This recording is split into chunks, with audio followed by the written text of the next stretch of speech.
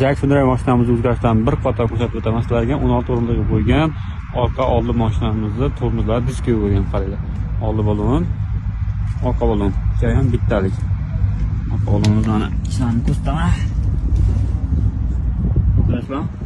Barabarmas diski tormoz bo'lgan. O'rindiqlarni o'zgarishlar bor salonda. Qamishlar qo'ygan.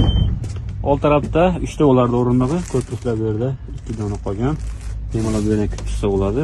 Xo'p, bu tarafga kelgan bo'lsak, mana orqada 4 ta qolgan. Eng katta plyuslari shofyor, haydovchilar uchun emas, passajirlar uchun bo'lgan. Ya'ni bemalol oyog'ini qo'yib ketsa bo'ladi.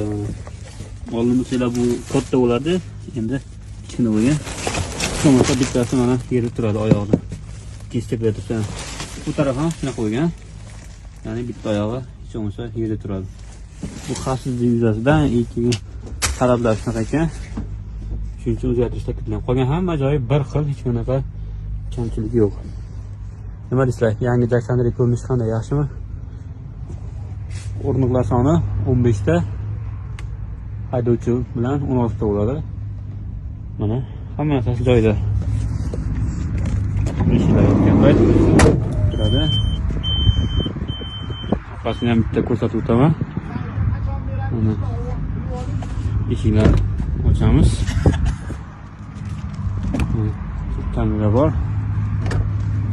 Buni ochamiz. Pechkalar hammasi joyida, mana orqasi. Yaxshigina. Bemalol yuklardan qo'yib ketsa bo'ladi. Sumkalarni. Patronliklar hamma narsasi joyida.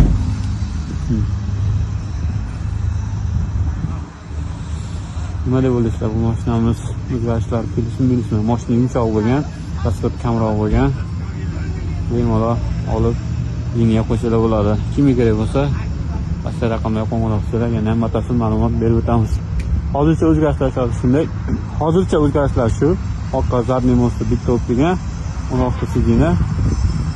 Raskat kamroq bo'ladi endi. Mashinamiz qalay? Ya'ni ko'rinishlarga yoqdimi? Faqat endi shunaqa chiqadi. Liniyaga ham, boshqa sotuvga ham qo'shmalarlik yo'q endi.